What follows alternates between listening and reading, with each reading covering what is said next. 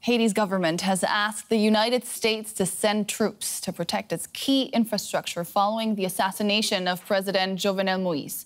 The US and Colombia said they will send intelligence officials to help the investigation. Haitian police say they've captured 17 suspects and killed 3 others. Former Colombian soldiers and 2 Haitian American citizens are among those detained. A manhunt is underway for 8 suspects still on the run. Moïse was assassinated early Wednesday in his home in the capital, Porte-au-Prince. Scenes outside the US Embassy in Porte-au-Prince. Dozens of people have come here, desperate to find a way out of the country. The president's assassination has left Haitians shocked and fearing for their safety. Some see no other solution but to flee. I haven't been able to close my eyes. I can't sleep at night. I came here because I'm scared. There are so many gunshots you don't even know where they're coming from. I've abandoned my home. I can't go back. I don't know about my family. The investigation into President Jovenel Moïse's murder is underway. Haitian police have detained a group of former soldiers from Colombia and 2 dual Haitian American citizens. Colombian police said their nationals implicated in the murder were recruited by 4 companies and travelled to Haiti via the Dominican Republic. Haiti's interim government has asked the US to send troops to help safeguard its key infrastructure. But for the time being, the US has no plans to do so. Both Washington and Bogota have pledged to send officials to support the investigation. I have a couple of items for all of you at the top. We will be sending senior FBI and DHS officials to Port-au-Prince as soon as possible to assess the situation and how we may be able to assist. The assassination has also exposed political fault lines as different factions vie to lead the country. 2 men are staking claims to become Prime Minister, while the Senate has nominated a 3rd to take charge as provisional president. The poorest nation in Latin America has struggled to achieve political stability for decades amid a series of coups and rising gang violence. The assassination of President Moïse is plunging it into even deeper chaos, with civilians fearing they'll bear the cost. Let's now bring in Democratic Congressman Andy Levin. He's co-chair of the Haiti caucus in the U.S. House of Representatives. Congressman, thank you so much for joining DW today. Haiti's interim Prime Minister, Claude Joseph, says that security forces have the situation under control, but you struggle to believe that, don't you? Well, certainly. I mean, after all, the president was just assassinated, and that's the first time in 106 years that has happened in Haiti. But I think it's also really important, Nicole, to think about the security of the Haitian people. Just 9 days ago, 35 people were massacred in the Port-au-Prince neighborhood of Bel Air and nearby neighborhoods. In several incidents, that's the 13th massacre in the last few years. Something like 600 people have been murdered. Hundreds of kids are orphaned.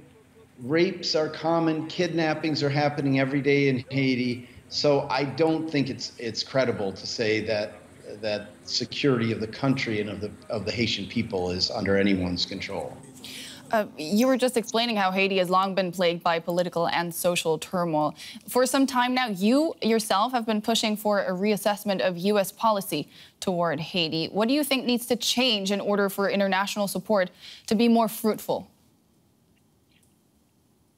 Well, I think that what we have to do is work with Haitian civil society, broadly speaking, the legal community, the bar associations, the human rights groups, the Catholic Church, the Protestant Church, the political parties, the unions and the business community. And I think they are working right now as we speak to come up with a plan for a consensus plan for a caretaker government that could take power, calm things down, restore order, and build a pathway to restore democracy. You can't just say, have elections, have elections, have elections, when there's no legitimate government, when there's no security for the people to go to the polls, when there's no electoral council capable of registering the whole population to vote. We need to build up the conditions for democracy first. A government minister has requested the U.S. send troops to protect Haiti's infrastructure. Do you think that would be a good idea? Well, Nicole, that is really something, isn't it?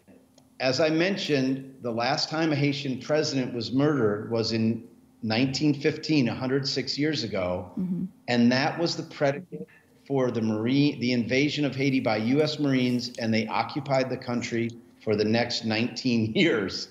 So I'm not saying I'm absolutely against sending U.S. troops, but we have to be very cautious and collaborative with Haitians about how we do it, how many, under what conditions, and we certainly need to do it in a way that is really welcomed by Haitian society at large. The interim prime minister has no legitimacy in the eyes, whether it's Claude Joseph or Dr. Ariel Henry, whom the president had appointed before he was killed to succeed Joseph. Henry would be the 7th prime minister, and the president had been ruling by diktat for a year and a half. So there is no constitutional government in Haiti right now. That's what's so shocking.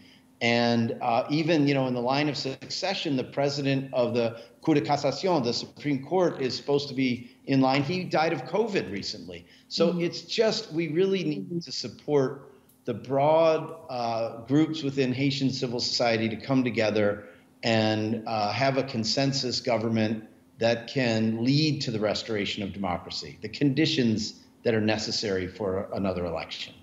But that would be a lengthy process we would be looking at, wouldn't it? How worried are you right now about the people of Haiti? I am extremely worried about the people of Haiti, Nicole, but I feel like I've been crying in the wind about my concerns about the Haitian people.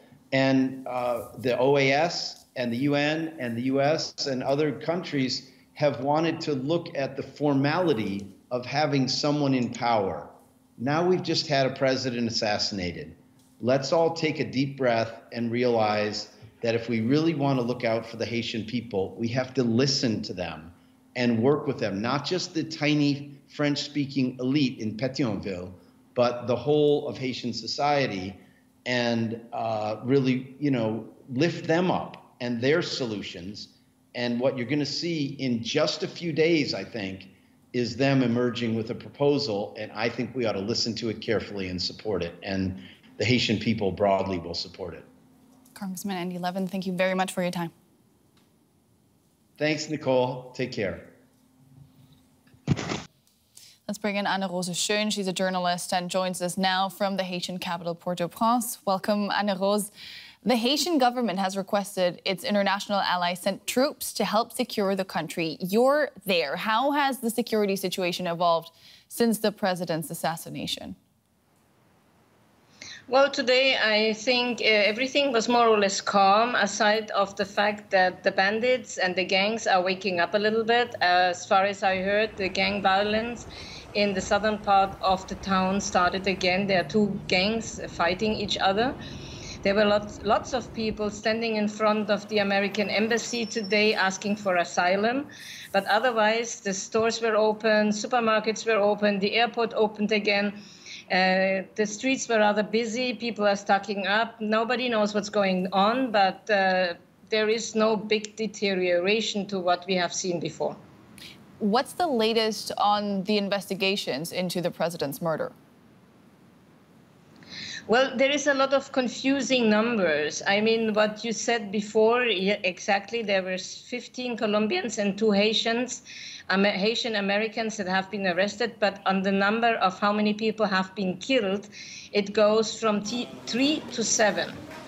And accordingly to that, the number of people at large is also from 3 to 8. So, because in total there were supposed to be 28. Now, the investigation, there are a lot of open ends, and I think that is, especially for Colombia, very important to come in order to find out whether their citizens are really involved in this and how much are they involved in this. And we will see in the next upcoming days how the investigation evolves.